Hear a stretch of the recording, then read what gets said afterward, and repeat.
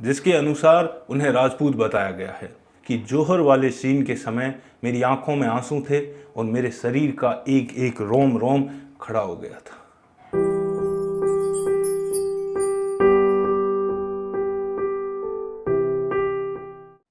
जय मां भवानी। आप सभी का स्वागत है आपके अपने YouTube चैनल राठौर रिएक्शन में। मैं राज बना हाजिर हूं आपके सामने फिर एक वीडियो लेकर। आज मैंने फिल्म देखी सम्राट पृथ्वीराज। अगर एक शब्द में कहूं तो ये एक बहुत ही खूबसूरत फिल्म है। इस फिल्म को बहुत ही शानदार और सुंदर तरीके से दिखाया गया है। ना ही इसमें किसी फालतू चीज़ को ऐड किया गया है, ना ही किसी हिस्टोरिकल फैक्ट के साथ कोई ज़्यादा छेड़छाड़ की गई है। जो भी हमारे पृथ्वीराज रासों में या हमारे ऐतिहासिक ग्रंथों में लिखा गया है उसे हमारे सामने इतनी सुंदरता से रखा गया कि हम उसमें खो से गए थे। फिल्म के बारे में आगे बात करने से पहले मैं दो चीज़ों के ऊपर बात करूंगा, एक इस फिल्म की अच्छाइयाँ और एक इस फिल्म की कमियाँ। सबसे पहले बात करते हैं इस फिल्म की कमियों के बारे में, जो कि बहुत कम है लेकिन फिर भी बात करना ज़रूरी है। सबसे पहली कमी यह है कि इस फिल्म को बहुत ही छोटा बनाया गया है। मतलब समय में ये फिल्म सिर्फ 2 घंटे की है। मतलब सिर्फ 2 घंटे की। ऐतिहासिक फिल्में 3 से 3.5 या 2.5 से तो ज़्यादा बनती ही बनती है, लेकिन ये फिल्म सिर्फ 2 घंटे की है। इसको देखते हुए आपको ऐसा लगेगा कि बहुत चीज़ें जल्दी जल्दी हो रही है और इसी के चलते पृथ्वीराज चौहान जी की पूरी ज़िंदगी इसमें नहीं दिखाई गई है। जैसे कि वो बचपन में एक कहानी है कि जिसके तहत वो बचपन में एक शेर से लड़े थे। मतलब ऐसी बहुत उनकी बचपन की घटनाएं हैं जो जुड़ी हुई है, लेकिन वो इस फिल्म में नहीं दिखाया गया है। और एक इस फिल्म में मुख्य सीन, जो कि मैं अब आपको ये आपका मजाक किरकिरा नहीं कहूँगा, लेकिन इतना ज़रूर कहूँगा कि जो एक ऐसा सीन है जो हमने आज तक पढ़ा था कि वैसा ही होना चाहिए, लेकिन वो थोड़ा अलग करके दिखाया है। अब ये पहले भी उन्होंने कह दिया था कि हमने थोड़ा इस सीन को अलग से शूट किया है, थोड़ा अलग तरीके से बनाया है। तो हाँ ठीक है, लेकिन जो हमारे दिमाग में था उससे थोड़ा सा अलग बनने की वजह से लोग ज़्यादा उसमें रिलेट नहीं कर पाते, क्योंकि लोगों के दिमाग में था कि अब ऐसा होगा, लेकिन असल में ऐसा ना होकर के थोड़ा अलग होता है। हाँ वो भी सही है, लेकिन थोड़ा सा कहते हैं ना कि एक उम्मीद होती है कि ऐसा होगा और कुछ और होता है तो थोड़ा सा अलग सा लगता है। बाकी अच्छी चीज़ है वो। और एक मेन कमी जो मुझे लगी, अब पता नहीं, थोड़ी बहुत मुझे फील हुआ कि इस फिल्म में उर्दू ज़्यादा बोली गई है। हाँ कहीं कहीं चलता है, क्योंकि उस समय तक सूफी हमारे देश में आ चुके थे तो उर्दू चलती थी उस समय, लेकिन मतलब कई जगह छोटी मोटी उर्दू के अलावा 1-2 जगह पे कुछ ज़्यादा ही बोल दी गई है, जो कि थोड़ी सी गले से नीचे नहीं उतरती। तो लगभग यही कमियां हैं, इससे ज़्यादा इस फिल्म में कोई कमियां नहीं है, लेकिन अच्छाइयाँ बहुत सारी है जो कि हमें इस फिल्म को देखने के लिए मजबूर करती है। सबसे पहली अच्छाई है कि ये एक हिंदू राजा की कहानी है। जी हाँ, बॉलीवुड की मेरी देखी हुई फिल्मों में पहली फिल्म जिसके अंदर कोई हीरो खुद को यूं बोलता है कि मैं हिंदू हूं और मेरा धर्म शरणागत में आए हुए की रक्षा करना मुझे सिखाता है। ये पहली बार सुना मैंने और बहुत ही अच्छा लगा। दूसरा ये कि कुछ मेरे राजपूत भाइयों को ये लगता था कि हो सकता है इस फिल्म में उन्हें राजपूत ना दिखाया जाए। हाँ यूं मैं कह सकता हूं कि ओपनली उन्हें राजपूत नहीं कहा गया है, लेकिन बहुत सारे ऐसे हिंट्स दिए गए हैं जिसके अनुसार उन्हें राजपूत बताया गया है। जैसे कि एक तो मैंने आपसे कहा था पहले भी ट्रेलर के समय कि उनकी वेशभूषा पूर्ण रूप से एक राजपूत वेशभूषा है। उसी के साथ हुक्म, खमागणी, ये सारे शब्द ऐसे हैं जिनको जो कि राजपूत यूज करते हैं और इसमें यूज किया गया है।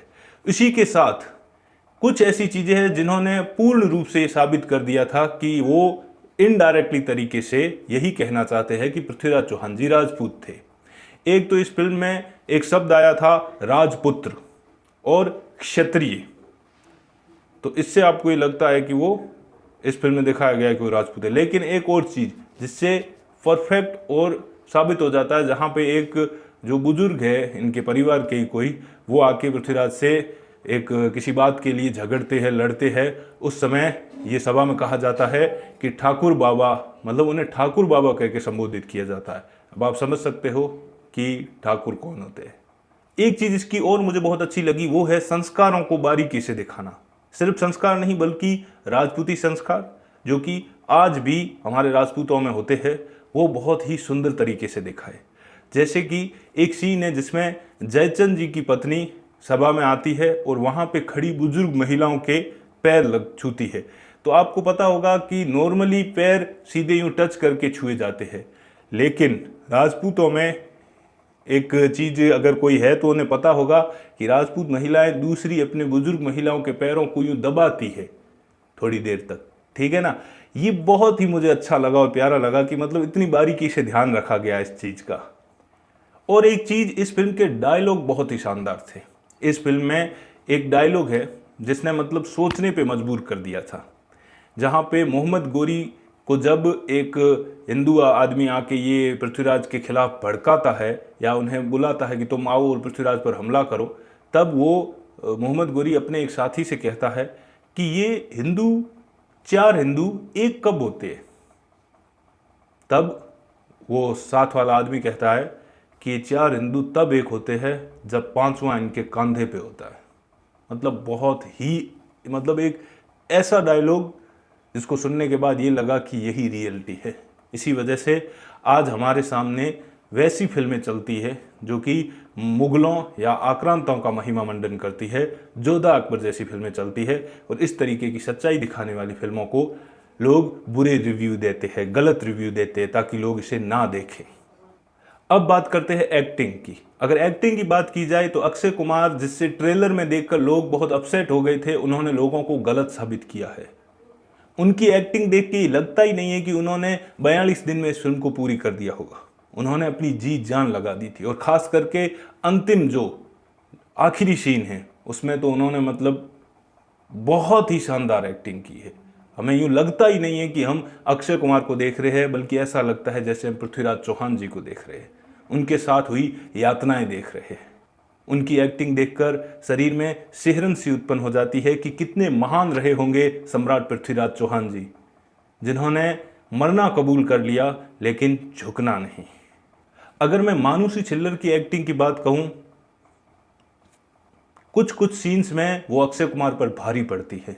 आप समझ नहीं सकते कि आप इस फिल्म को देखते वक्त ये कह ही नहीं सकते कि ये इस लड़की की पहली फिल्म है। इतनी शानदार एक्टिंग, मतलब बारीकी देखिए। जब वो युद्ध के लिए पृथ्वीराज चौहान जी को विदा कर रही थी तो उनके चेहरे पे तेज था, लेकिन एक आंख में हल्का सा आंसू। ये मतलब दर्शाती है एक वीरांगना की विशेषता। उनके वो डायलॉग जब वो अपने हक के लिए लड़ती है, और सबसे खास बात जो इस पूरी एक्टिंग के ऊपर मतलब यूं समझ लो मानुषी छिल्लर को सबसे ऊपर खड़ा कर देता है, वो है जौहर वाला सीन।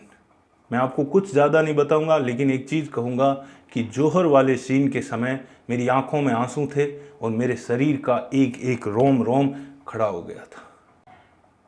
इतना शानदार और सुंदर तरीके से दिखाया। आपको वो फील होता है कि कितनी अंदर स्वाभिमान रहा होगा उन वीरांगनाओं।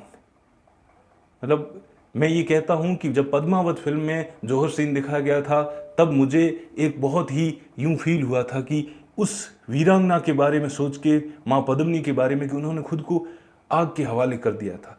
लेकिन मैं गारंटी से कह सकता हूँ कि उससे 1000 गुना बेहतर इस सीन को इसमें दिखाया गया है। और उस सीन को देखते वक्त अगर आपके शरीर के रोंगटे खड़े ना हो तो आप मुझे नीचे कमेंट में ये ज़रूर लिखना कि हमें कोई फील नहीं हुआ। मैं ये गारंटी और दावे के साथ कह सकता हूँ कि अगर आप एक सच्चे हिंदू, एक सच्चे राजपूत या राजपूताना इतिहास में विश्वास रखते हैं तो ये सीन आपको मजबूर कर देगा आपकी आंखें नम करने में, आपके शरीर के रोंगटे खड़े करने में। इसी के साथ संजय दत्त और सोनू सूद की एक्टिंग भी बहुत अच्छी है, और संजय दत्त जब जब फिल्म में आते हैं वो हम सबको बहुत हंसाते हैं, और उनकी वीरता बहुत अच्छे तरीके से दिखाई गई है। इसके अलावा कुछ एक साइड कैरेक्टर है जो कि राजपूत सामंत बने हैं, उनका जोश भी देखने लायक था, और उनके डायलॉग्स पे भी कई बार तालियां और सीटियां बजी। अगर कुल मिलाकर मैं कहूँ तो ये बहुत ही शानदार फिल्म है, जिसे देखते वक्त आपको एक सेकंड भी नहीं लगेगा कि आप कुछ ऐसा दिख रहे हैं जो कि ओवर हो, जैसे कि किसी फिल्म को फिक्शनल बनाता है। कि जो जैसे एक RRR फिल्म थी, बहुत सुंदर फिल्म थी, मैं उसकी आलोचना नहीं कर रहा हूँ, लेकिन एक चीज़ कह रहा हूँ कि जैसे उसके अंदर ऐसे कुछ सीन थे जो हमारी कल्पना से भी परे हो जाते हैं कि ऐसा हो ही नहीं सकता। जैसे उनका बुलेट को उठा के घुमाना, ऐसे कई सीन्स होते, कई फिल्मों में होते, जो कि ऐसा लगता है कि ये कुछ ज़्यादा हो गया। वैसा कुछ नहीं है। आपको एकदम सॉफ्ट तरीके से ये फिल्म अपने साथ बांधे रखती है। और जैसा मैंने कहा, इस फिल्म में मानुषी चिल्लर सारी तालियां लेके जाएगी, ये आप लिख लो, क्योंकि उनका डांस, उनकी एक्टिंग, मतलब लेवल बहुत अप है भाई। और इनका करियर आगे ब्राइट है, ये तो आप लिख लो। उम्मीद है मेरा वीडियो पसंद आया होगा। और हाँ, आपसे मैं रिक्वेस्ट करता हूँ कि आप ये फिल्म ज़रूर देखिए, क्योंकि अगर आप ये फिल्म नहीं देखेंगे तो ऐसी और फिल्म बनाने की कोई हिम्मत नहीं करेगा। और ये फिल्म भाई साहब, मतलब आप समझ लो, कई लोगों के गलत जगह पे जलन पैदा कर सकती है। तो आप फिल्म देखने ज़रूर जाइए। और मैं ये फिल्म देखने के लिए परसों फिर जा रहा हूँ, संडे को। मिलते हैं नेक्स्ट वीडियो में। जय माँ भवानी, जय राजपुताना, जय हिंद।